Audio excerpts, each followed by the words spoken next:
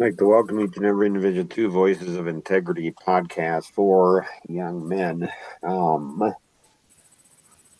This is Mark Boersma doing the podcast from Denver at the present early time of 3:28 in the morning.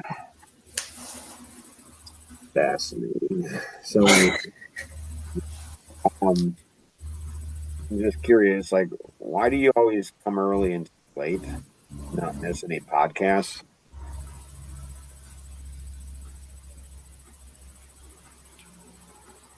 I I think I always have the best ideas for the podcast like right a few minutes before, or it's like in the pre show. That's where when I get my good ideas, Right? thoughts.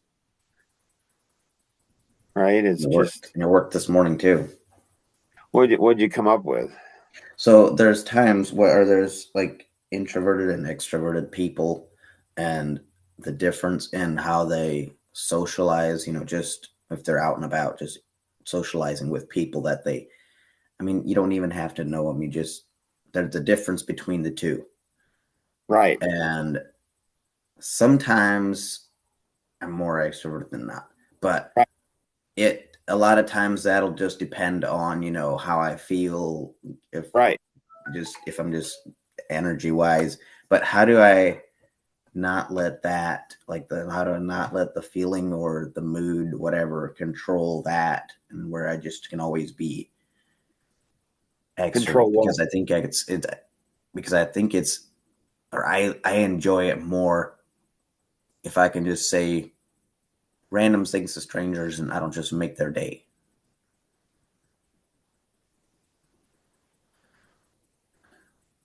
Why would you want to do that?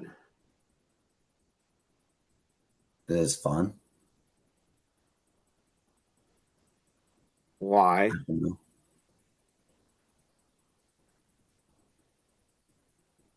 Huh. That's interesting. There's a lot of strangers on the trip. So we were in this, there's three outdoor hot springs. Like it's what is it, December?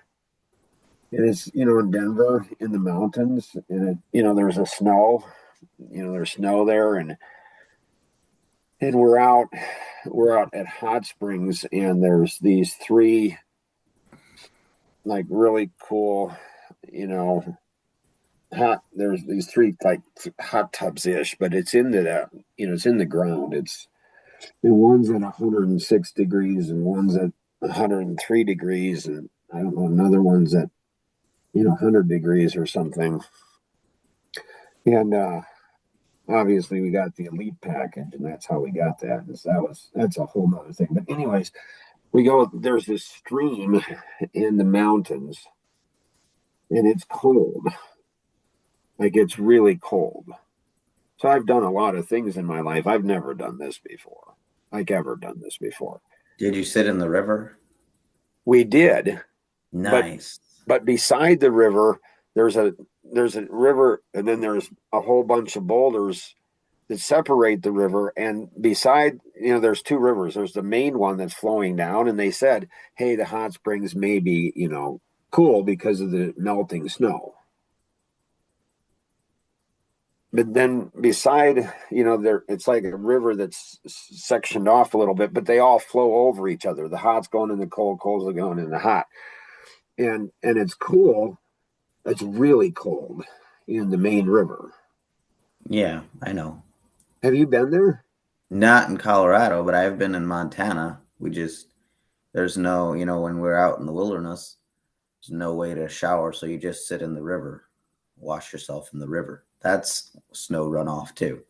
Okay, but they're not hot. It's not hot. No, not Yeah. hot. It's This just cold. this you get up close to the wall, or the rocks are literally warm, and you put your feet into the sand 3 inches, Was it and it's hot. It's boiling hot. It's crazy. And so there's all these people there. And so we went, to the, nice place. And then we went down to the river, and then we went to the, back to the hub. And there was this woman there, there's this woman and I don't know, Kenny, man, being a man is complicated. Holy cow. The rules are insane. So, anyways, there's this woman that's in the hot tub, and I'm there, and Angela, our 29-year-old daughter is there, and then my wife's there. And this woman comes in, and she's got this cool tattoo, on the back of her shoulder that's of a stingray or a Monterey, so a stingray's on the back. And I notice it, and I'm like, everybody's talking about everybody's tattoos. Why can't I talk about her tattoo? Why can't I say that's a really cool tattoo that you've got? Like, what's the story behind it? And I'm like, nah, I don't know. It might be inappropriate. Don't want to do something inappropriate. Right. So I didn't. But then Angela, she's got a lot of tattoos. So she says, that's a really cool, stingray tattoo. I'm like, okay. So then it's like, well, she kind of opened up Pandora's box. And so I go ahead and say, I was thinking about saying that to you, but, a man, you're a woman. Is that inappropriate? Then there's all these rules. And they're like, well, so Angela and the gal, young lady's like, well, it depends where the tattoo's located. Right. So because it was on the shoulder, it was on the shoulder, on the back part of the shoulder, I guess that was okay. Now I'm thinking, as most guys think, and Mary and Nora, what's that?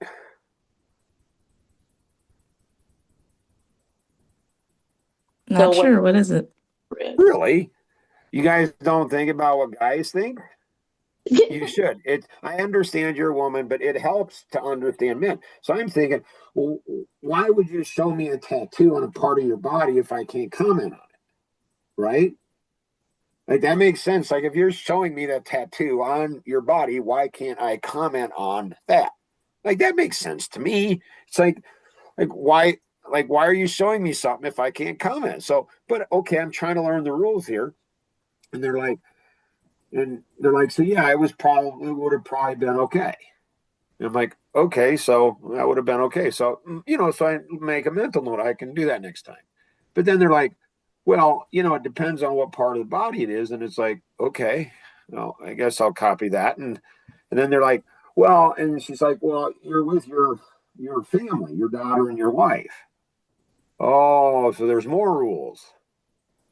So if it was just me, I couldn't go ahead and I couldn't ask the question. Well, maybe it depends. Depends on what? Because I'm a big rule follower. Like, I want to know what the rules are, but the rules are all shifty all over the place. And so I'm like, and so it's a little fluid on what it is. But then she goes ahead and lifts up her swimming suit and kind of shows the strap and stuff. And she's like, oh, it's really cool because it's got a shark inside the Monterey. And then it's got all these other things. I'm like, that is really cool. Like, and it's got a different language on it or whatever. I'm like, whoa. Then there's another woman. She comes and she's kind of serving all of the places and stuff. And she got a tattoo. And I'm like, why don't you comment on her? And I'm like, I'm just kind of new to this stuff. I better try. And sure enough, Angela said, that's a really cool tattoo. And, and then there's 3 dots. And she said, is that for your sister? She said, no, that's for, best friends. So I have 2 best friends, and we all have the same tattoo. And Angela's like, so you got the 1 dot that colored in, but the other ones have two other, dots, yeah. And she's like, then she reads the tattoo, and I'm like, okay, this is fascinating. And so what do I naturally want to do? Get a tattoo. Well, not that far, but that would be interesting. That'd be that'd raise some red. That would really, like, level 4 friends. If you're a level 4 friend, like, get a tattoo, right? And they have different sayings on it.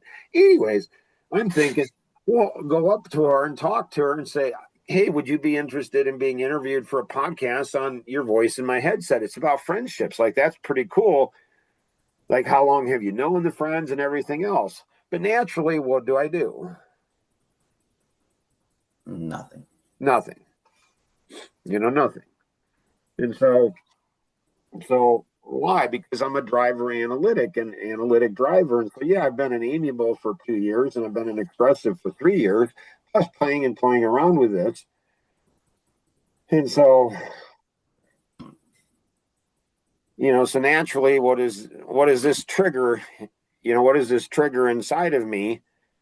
Like, when I'm there, I'm like, it would be really cool to go ahead and go talk to her and say, hey, that'd be really cool to do that. But I can't do that. But if I did do that, I mean, I could do that, but, I need somebody with me. So if I had, who would I have with me that could have, would have given me either the strength or courage to do it on my own, or she would have done it, she would have gone up and talked to him. And again, I don't know where this is going, but Kenny's the one that brought us here, right? And so he brought us there. So Natalie, naturally, because she's a double expressive, and the double expressives, they just do crazy things. Like, you just throw something out and say, hey, wouldn't that be cool? And Natalie would have gone and talked to her, had a great conversation, got all her information. And so it's like we know we're missing something that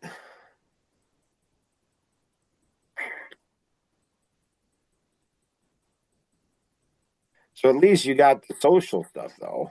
The challenge that you have, though, Kenny, is that, because you're like 75% of women out there expressive, amiable, is, people think you're really nice and caring, but it's not really for them.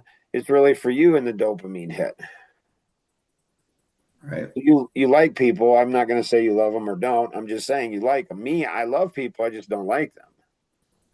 There's this burden that I get when I see all these people that I know I could connect with. I mean, all I got to do is shift into my expressive.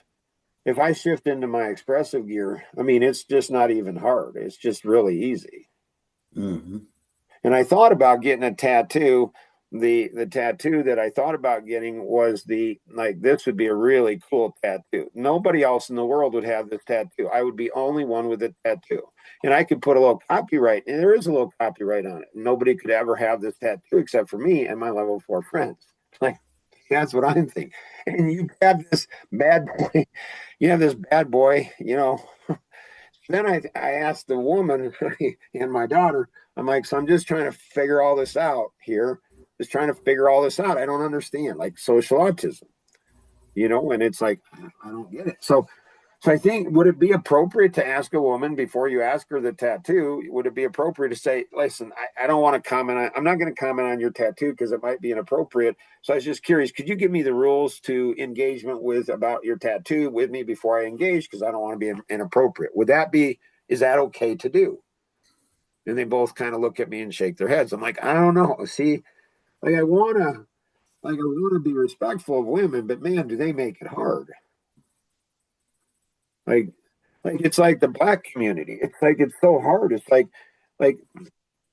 are you African American? Are you Black? And it's like they keep shifting things. They're like, I'm not from Africa. Like, okay, excuse me. Like, just trying to figure out what we're supposed to say. It's just weird. It's just weird. People are just strange. Like, anyways, so yeah, Kenny's a disruptor. He knows how to go ahead and take us down a path, and don't know where it would go. Anything else, Kenny, you got to disrupt this one here today? No, I think I'll leave it. Yeah. So guys, yeah, if you're socially I shy, do. Can I disrupt it? Already did. like Kenny and I are just having a good old conversation here. All of a sudden, a woman just jumps right in and like, I mean, if she raised her hand, that would be polite, but don't see any hands raised. She just jumps right in. Like, I guess, do I have a choice? Like, can I say no? Sorry, go ahead, Nora. You can say no.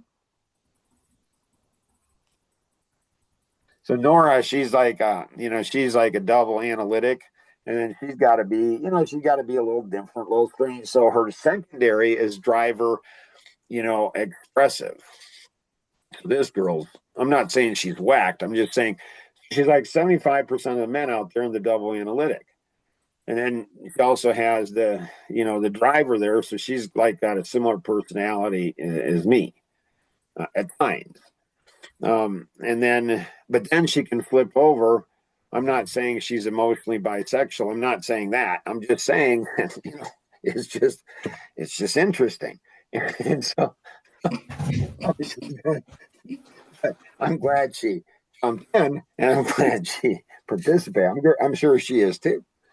Sorry, go ahead. For sure. No, I was thinking what you could do is just take a level 4 friend that's a girl with you, and then you could have her ask the questions because it's safer. But then I'm like, no, that doesn't work either because people don't like that either. So Well, no, can't it do that actually does either. work. Andrea Parker, like she's this cute, little, I don't know, probably 19-year-old girl. And this was probably 20 years ago, so she'd be 39 now. Anyways, so we go get, our pictures taken at J.C. Penney. True story. And so we go, get our picture taken at J.C. Penney. And when you have 7 kids, kind of, unless you're an Amish community, then it's no big deal. You're not even playing in the game with 7, like, yay. But in the English world, if you go ahead and have 7 kids and you're going in to get pictures, so there's this, cute little blonde, and she's 19 years old, and she got all this energy and stuff like that. And so I would have been, yeah, I'd have been around 40, maybe late 30s. And so, 7 kids, it makes me safe, I guess. If, like they were saying, you're with your family, so that must make you safer. Like, that's interesting. Anyways, so I knew, and I said, so I said to Rosanna, I said, my wife, I said, hey, can you go ahead and give Andrea? And we had this, because business owners, you're always looking for, great people. You just are everywhere you go. And so my wife went ahead and smiled and said, nodded her head, and she said, hey, my husband was really impressed with how you handled the kids. Really how you handled the kids and how you compose yourself and just everything. So I don't know if you're looking for another career opportunity, but here's a business card and here's my name, and she wrote it on, and here's Mark's, so you can reach out and connect. And she actually did, and she actually became a great employee. So you can actually do that. And I did think, like Rosanna, we were sitting in the hot tub in the mountains. You just can't even imagine how amazing it is. And Rosanna's like, I don't know if I could go ahead and do this on a regular basis. And I'm like, yeah, I was thinking about that too. And so I play pickleball with people who do this on a regular basis. Like they go on cruises and stuff. And I'm like, but if I if I had, I don't know, level 4 friends, or, like business partners or clients, or like if you could have like the amount of significant conversations that Angela and Roseanne and I have had, they'll fill hundreds of podcasts. I mean, it's absolutely insane. And last night we watched K-pop Demon Hunters, which is Netflix, and it's like, whoa, my mind, like, wow. Um, don't worry, my kids. I'm not going to recommend that your children watch it. Your young children watch it. It's a little out there, but it's got some interesting fact. Oh, what was the most interesting, fascinating thing about it? You might be asking. And she said, there's a girl band and a boy band, and they're battling and stuff like that. But the girl band is like, you broke my heart into a million pieces. I'm like, huh. And then they said, and we found the beauty in that. And I'm like, it's interesting. And so, so my daughter and my wife afterwards naturally were trying to pry out of me and figure out what was going on because there's a lot going on in my head. Like, my gracious, it's like, whoa, like, wow. Um, and they couldn't get anything out. But on a podcast the next morning, if you listen to the podcast, he feels more comfortable sharing it with 8+ billion people than he does, with the people closest to him, which is another conversation. Nora, do you still remember what you were going to share or not? Did you forget? No, that was it. Oh, copy that. Mary, anything you'd like to accomplish today? Um, yeah. How do you have any advice or I guess thoughts on how do you help people see that the choices they make will have consequences? I mean, good or bad, but just to like you tell them, they say, "Oh yeah, they know," but then they make choices. They don't like the consequences, but then there's times I struggle with not feeling bad for them. I mean, and I can to extent maybe feel bad, but then it almost makes me feel guilty for not almost pitying them. Hey, so you're a woman, so you just have guilt built into your very DNA. So you feel guilty about not feeling guilty. Like, really? Like, wow, that's a lot built up there. No, I'm with you. Like, I think, that's my number one question that I want to ask, my creator is like, hey God, I'm curious. Like, two questions for you. One, depending how you answer, I might have a second. My first one is, am I supposed to feel bad for stupid people? And if God says, yes, you are, I'm like, how? Like, how do you feel bad for stupid people? So it's an interesting, fascinating question. Like, we started our children very young. I mean, literally at birth, with good choices, good consequences, bad choices, bad consequences. They understood at the age of one, literally 1 and 2. I'd say, honey, good choices and they good consies, dad. They couldn't even say the word consequence, but they understood the concept. You make a good choice, it's a good consequence. You make a bad choice, it's a bad consequence. And so, you touch a hot stove, you're going to get burned. Like, you do good things. And so it's been a lifelong pursuit that I've had. And I think with all the internet stuff, like one of the things in this, K-pop, the Demon Hunters, they talk about being a crazy, like one of the lead singers, one of the girls said, I was a crazy child and I did really crazy bad things or something like that. And now I'm making money on it.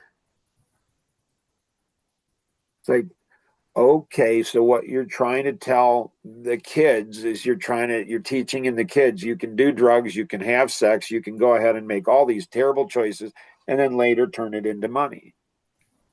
And there's a song that, Angela's listened to the song and I'm just like, whoa, dude, like, and how they're doing all these bad things and they want to change, but then they don't change and they want to change and they don't change. So with Mary, with all of the social media, all the internet, they're twisting everything around. Like it's almost good to go ahead. It's almost like cutting yourself. It's like, yeah, that's a good thing. It's like everything. Like Melissa, this would be, so I'm doing a series. This gets put into the series on, my kids and capturing my heart. Each of my 7 kids have captured my heart in very specific ways. And so Melissa was, I don't know, in her 20s. I don't think she was married yet. And Steve Casey. And so she was at Coffee Connection and the quarterly events. And she was giving a presentation on life vision. And so she was getting up and she had done presentations and a lot. So she was professional. But I said, "Hey, do you need any help?" She's like, "No, Dad, I got this." I'm like, "Okay, if you need any help, just ask."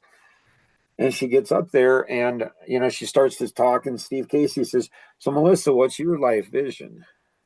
So I'm guessing she's maybe in her early 20s. Again, not married, but dating, I think, Jason, her current husband. And she's like, "I'm not sure what my life vision is." And he's like, "How can you go ahead?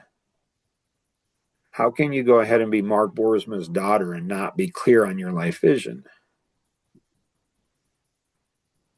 And I'm in the back of the room and going, this is getting interesting.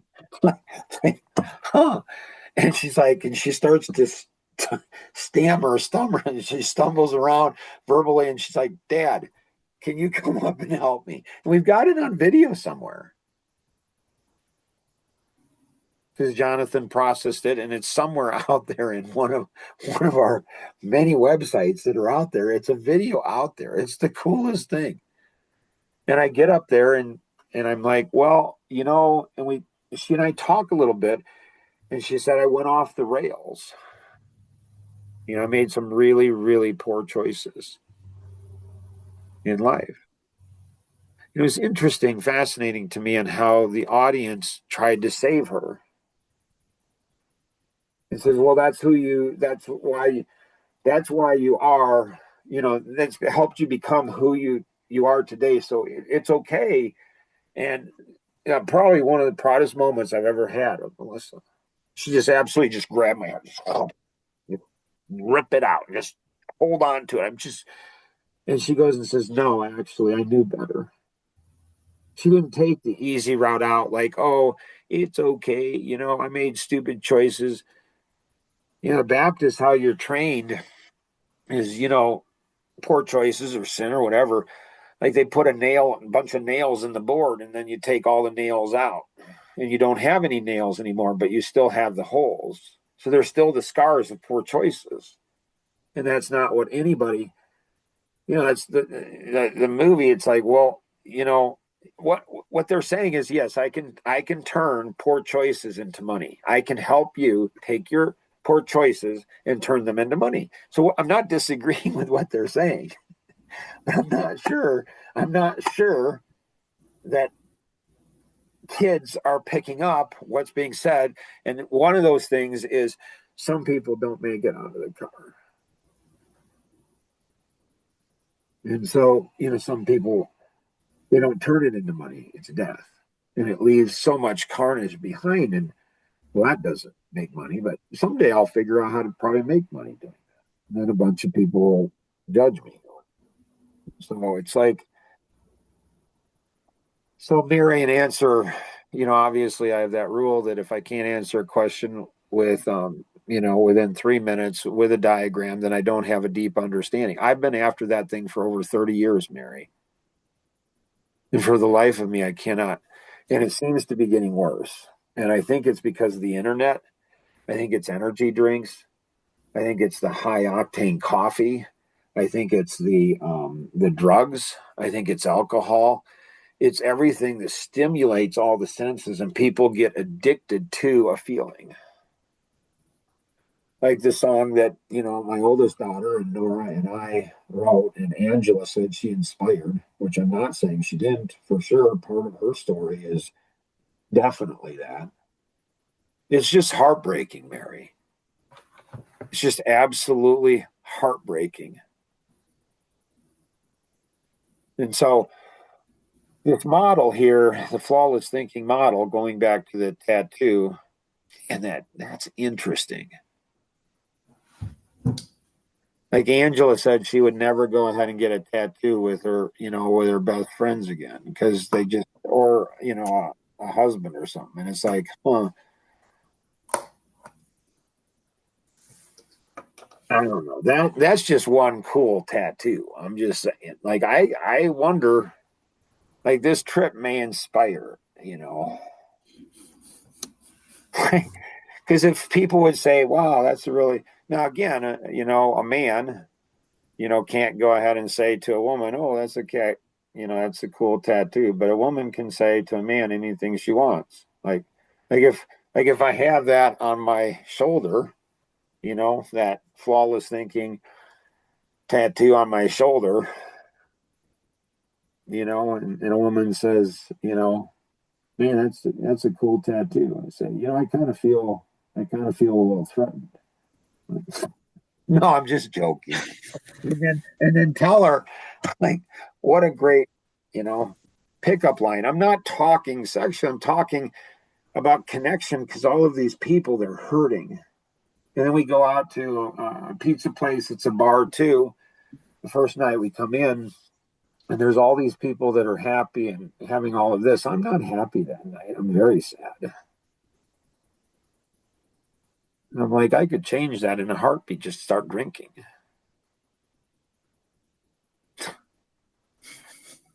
Anybody else have anything else?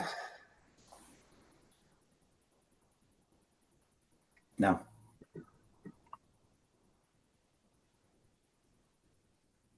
So Mark, like, I'm just curious. Yeah. Like, like, why are you up at 3:30 in the morning doing a podcast? And it doesn't seem like, it seems like you've had some high octane coffee. Like, you are on fire. Like it.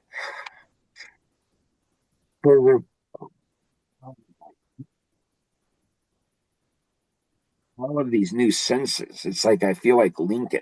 And then, 2 nights ago we went to this Christmas place, and there's all these, botanical gardens, and there I want to get some of the stuff. They had like falling, like it was the coolest thing. I want that in my house, because then everybody will drive by and say, that guy must be cool because he's got all these. Like it's like lava. It's just the coolest thing. How do you get it up there, though? Well, I probably need some type of lift. Not a problem. I can do that. Like, there's just, oh my goodness.